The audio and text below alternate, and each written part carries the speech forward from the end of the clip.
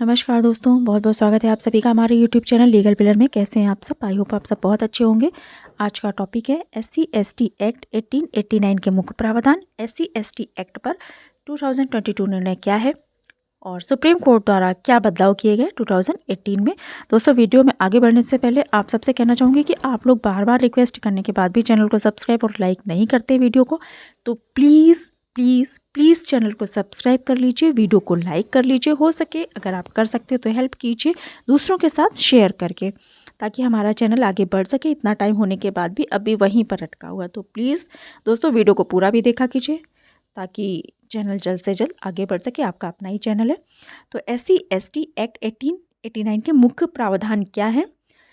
जाति सूचक शब्दों का इस्तेमाल करने पर शीघ्र ही मामला दर्ज हो जाता है। इनके खिलाफ होने वाले मामलों की जांच का अधिकार इंस्पेक्टर रैंक के पुलिस अधिकारी के पास होता है। केस दर्ज हो जाने की स्थिति में तुरंत गिरफ्तारी होने का प्रावधान है। SC/ST एक्ट के मामलों की सुनवाई सिर्फ और सिर्फ स्पेशल कोर्ट में ही होगी। सिर्फ हाई कोर्ट से ही इस तरह के मामलों में इन मामलों में जमानत मिल सकती है। अत्याचार से पीड़ित लोगों को पर्याप्त सुविधाएं और कानूनी मदद प्रदान की जाती है सरकार के द्वारा। पीड़ित वर्ग को आर्थिक और सामाजिक पुनर्वास की व्यवस्था भी की जाती है इनके लिए। सुनवाई के दौरान पीड़ितों और गवाहों की यात्रा यानी ट्रैवलिंग, एक जगह से दूसरी जगह जाने, कोर्ट तक जाने, अगर कहीं सिटी से बाहर जाना है तो इस तरह की जितनी भी ट्रैवलिंग की जो खर्चे होते हैं और अन्य ज़रूरतों का सारा खर्च सरकार की तरफ से मुहैया कराया जाता है। इस एक्ट का एक और प्रावधान है, वो ये है कि उन क्षेत्रों का पता लगाया जाए जहां पर इस तरह के केसेस ज़्यादा हो रहे हैं, अत्याचार ज़्यादा हो रहे हैं, और उन्हें कैसे रोका जा सकता है, इस पर अमल किया जाए, इसका सॉल्यूशन ढूंढा जाए। सुप्रीम कोर्ट ने किया था बदलाव। क्या बदलाव किया था?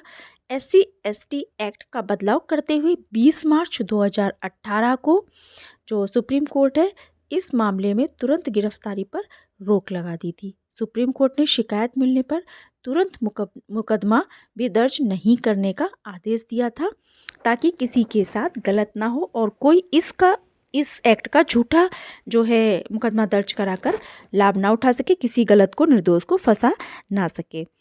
सुप्रीम कोर्ट ने कहा कि शिकायत मिलने की स्थिति में शुरुआती जांच DSP स्तर के पुलिस ऑफिसर अधिकारी द्वारा की जाएगी, और जांच हर हाल में 7 दिन के अंदर हो जानी चाहिए, 7 दिन के अंदर होनी चाहिए।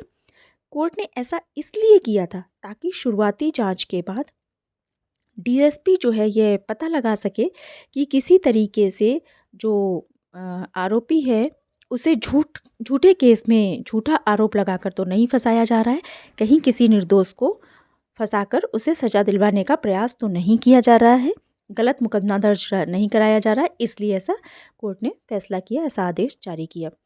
कोर्ट ने बड़े पैमाने पर इस कानून के गलत इस्तेमाल किए जाने की बात मानी थी, क्योंकि ये सच है दोस्तों कि आप सब भी जानते हैं कि बहुत सारे लोग इस तरह का जो है एक्ट है, इस SC/ST एक्ट, इसका फ़ायदा भी उठा रहे हैं कि अगर किसी के साथ छोटी सी भी बात हो जाए और अगर कोई दूसरा पक्ष जो आरोप लगा रहा है वो गलत भी है, तो गलत होने के बावजूद भी वो इस बात का फ़ायदा उठाकर धमकी देता है कि आपको SC/ST केस में फंसा देंगे, वरना आप मेरी बात मान लीजिए। और बहुत सारे लोगों ने ऐसा किया भी है, मेरी नॉलेज में है। मैंने बहुत सारे ऐसे केसेस देखे और सुने, लोग मेरे पास आए भी कि मेरे साथ ऐसा हो गया है, मुझ पर झूठा आरोप लगाया गया, केस कर दिया गया, मैं क्या करूं, कैसे बचूं इससे।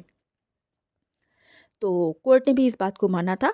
कोर्ट ने यह भी कहा कि सरकारी कर्मचारियों की गिरफ्तारी सिर्फ सक्षम अथॉरिटी के इजाज़त के बाद ही की जा सकती है। यदि कोई सक्षम अधिकारी पर इस तरह का आरोप लगाता है तो मतलब कि SC/ST एक्ट के अंतर्गत मुकदमा दर्ज कराता है, आरोप लगाता है, तो सक्षम अथॉरिटी की इजाज़त के बाद किया जा सकता है, अन्यथा नहीं। कोर्ट ने इन्हें अग्रिम जमानत के लिए आवेदन का अधिकार भी दिया था। तो ये था SC/ST एक्ट पर सुप्रीम कोर्ट द्वारा 2018 में परिवर्तन। अच्छा, कोर्ट ने ये फैसला दिया था, इसका विरोध भी बहुत किया गया था। जो कोर्ट ने, सुप्रीम कोर्ट ने ये फैसला किया कि तुरंत गिरफ्तारी नहीं होगी, पहले इसकी जांच की जाएगी ताकि कोई किसी को झूठा फंसा ना सके। तो इसका हमारे देश में बहुत ज़्यादा विरोध किया गया था। SC/ST एक्ट कानून में बदलाव के जो सुप्रीम कोर्ट के फैसले के बाद पूरे देश में विरोध हुआ। 1 अप्रैल 2018 को देश भर में कई संगठनों ने बंद का आह्वान किया था, हड़ताल की थी, बंद बुलाया था। जगह जगह आगजनी की गई, हिंसा की गई ताकि ये जो आदेश निकला है ये वापस ले लिया जाए, इसे पारित किया ना जा सके, जो कि गलत था, ऐसा नहीं होना चाहिए। इस विरोध में प्रदर्शन जो किया गया इस तरह का, उसमें कई लोगों की जानें भी गई थी, सार्वजनिक संपत्ति तक में आग लगा दी गई। सार्वजनिक संपत्ति, सरकारी संपत्ति, इन सबको भी बहुत बड़ा नुकसान हुआ था, बहुत हिंसा हुई थी। लोगों ने कोर्ट और सरकार के खिलाफ जमकर नारेबाजी की, पुतले फूके और इस तरह का जो भी आप सब जानते हैं कि जब कोई ऐसा जो आदेश आता है, कोई भी एक्ट पारित होता है या कोई एक्ट पहले से है और उसके कोई ऐसा संशोधन, अमेंडमेंट किया जाता है जो जिसके पक्ष में वो एक्ट है, उसको, उस समुदाय को या उन लोगों को पसंद नहीं आता है, तो इस तरह की चीज़ें होती हैं। और लोग नाजायज़ भी करते हैं और लोगों को ये समझना चाहिए कि नाजायज़ को रोकने के लिए इस तरह के संशोधन किए जाते ताकि कोई किसी को गलत ना फंसा सके। हालांकि एक्ट तो अभी भी है ना, किसी के साथ गलत हो रहा है तो उन्हें न्याय तो मिलता ही है, लेकिन गलत को रोकने के लिए कि जो गुहार लगाने आता है कि उसके साथ गलत हुआ, वो किसी को गलत ना फंसा सके, इसके लिए ऐसा हुआ था। हालांकि सवर्ण जो समाज था, उसे कोर्ट के इस फैसले से कोई तकलीफ नहीं थी, उन्होंने कोई प्रतिक्रिया नहीं दी थी।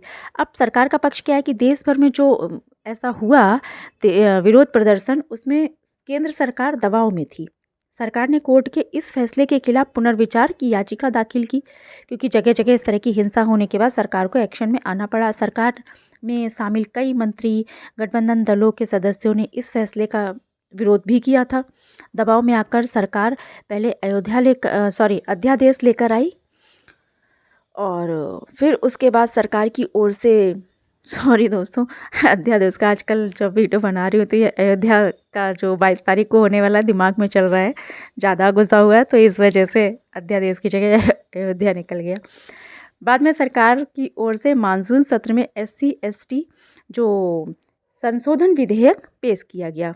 संसद में कांग्रेस समेत ज़्यादातर विपक्षी दलों ने इस बिल का समर्थन किया था।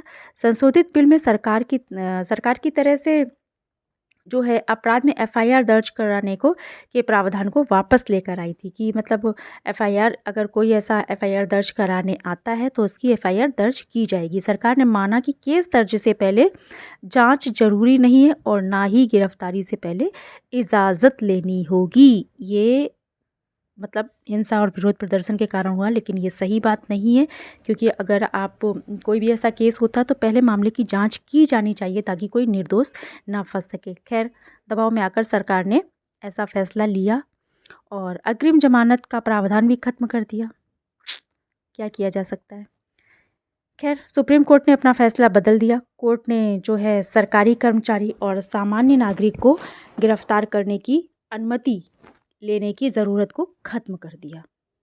और अब जो मतलब उसके बाद जो जब ये सरकारी ऐसा आदेश हो गया, फैसला बदल लिया सुप्रीम कोर्ट ने, तो फिर से वो चीज़ें पहले जैसी हो गई कि केस दर्ज करने और गिरफ्तारी के लिए कोई आदेश लेने की आवश्यकता नहीं है। केस दर्ज किया जाएगा और गिरफ्तारी भी की जाएगी। अब जो है SC/ST एक्ट पर 2022 का निर्णय, ये भी एक बहुत इम्पॉर्टेंट निर्णय। ये तो था 2018 का, अब आता है कि 2022 का निर्णय क्या है। तो SC/ST एक्ट पर एक बहुत अहम फैसला कर्नाटक हाई कोर्ट ने जो है 24 जून 2022 को SC/ST एक्ट पर अहम फैसला दिया। कर्नाटक हाई कोर्ट ने कहा कि पब्लिक प्लेस पर यदि दुर्व्यवहार नहीं किया गया है, इस तरह का कोई भी जो इसके अंतर्गत होता है जिसके लिए केस दर्ज किया जाता है, तो यह कानून लागू नहीं होगा। कर्नाटक हाई कोर्ट ने यह बड़ा फैसला, SC/ST एक्ट तभी लगेगा जब सार्वजनिक स्थान पर गालियां दी गई हो और ऐसी टिप्पणी या इस तरह का कार्य सार्वजनिक स्थान पर किया गया हो, अन्यथा लागू नहीं होगा। तो दोस्तों, वीडियो कैसा लगा कमेंट में लिखकर ज़रूर बताइएगा, और अगर आपको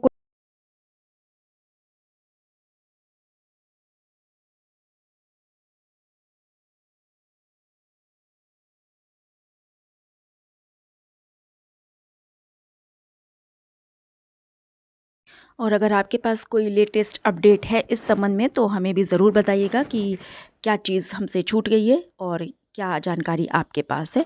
अच्छा दोस्तों, जो अभी एक ज़िक्र मेरे दिमाग में आया अध्यादेश को अयोध्या निकलने से कि 22 तारीख को जो है हमारा राम मंदिर का उद्घाटन होने जा रहा है, तो बहुत ही खुशी की बात है। तो कौन कौन इस खुशी में क्या क्या करने वाला है ये भी अगर आप शेयर कर सकते हैं, अपनी भावनाएं व्यक्त कर सकते हैं तो ज़रूर शेयर कीजिएगा। वैसे मैं तो जो है 101 दिए जलाने वाली हूँ। एक तरह से देखा जाए तो वो गाना सच है कि राम आएंगे तो दिए मैं जलाऊंगी, दिवाली मनाऊंगी। तो मैं तो 22 तारीख को दिवाली मनाने जा रही हूँ, क्योंकि वास्तव में दिवाली 22 तारीख को ही है। कितने सालों के बाद ये दिन आया है। तो मेरे ख्याल से जितने भी लोग ऐसे तो पूरे देश को करना चाहिए, और अगर नहीं कोई करता है तो उसकी बात अलग है, लेकिन जो सनातन धर्म को फॉलो करता है और सनातन धर्म से है, हिंदू धर्म से जो दिवाली मनाता है, तो उससे तो ये ज़रूर करना चाहिए। और एक बार फिर से राम मंदिर के निर्माण की और इसके उद्घाटन की जो 22 तारीख को होने वाला है, बहुत बहुत बहुत शुभकामनाएं। सभी को आपस में एक दूसरे को सभी को शुभकामनाएं देनी चाहिए। तो एक बार फिर से कहना चाहूँगी कि प्लीज़ वीडियो को लाइक कर लीजिए, चैनल को सब्सक्राइब कर लीजिए और दूसरों के साथ भी शेयर कीजिए। और अगर हाँ, एक बात और कि दोस्तों, अगर आप लोग, बहुत सारे लोग हैं जो कमेंट में ही अजीब-अजीब सवाल लिख देते हैं ना, कभी-कभी जवाब देने का इस पे नहीं बनता है, क्योंकि हो सकता है कुछ चीज़ें दूसरे लोगों को आहत कर सकती हैं या सही नहीं लगता है मुझे जवाब देना। तो इसमें ईमेल लिखी हुई है, आप इसमें डिस्क्रिप्शन में जाकर देखें चैनल पर, तो आपको ईमेल आईडी मिल जाएगी। कोई ऐसा सवाल है, कोई ऐसा वीडियो, कोई ऐसी पर्सनल बात आप कहना, सुनना, पूछना चाहते हैं, सलाह लेना चाहते हैं, तो उस पर कर सकते हैं। Please like and subscribe.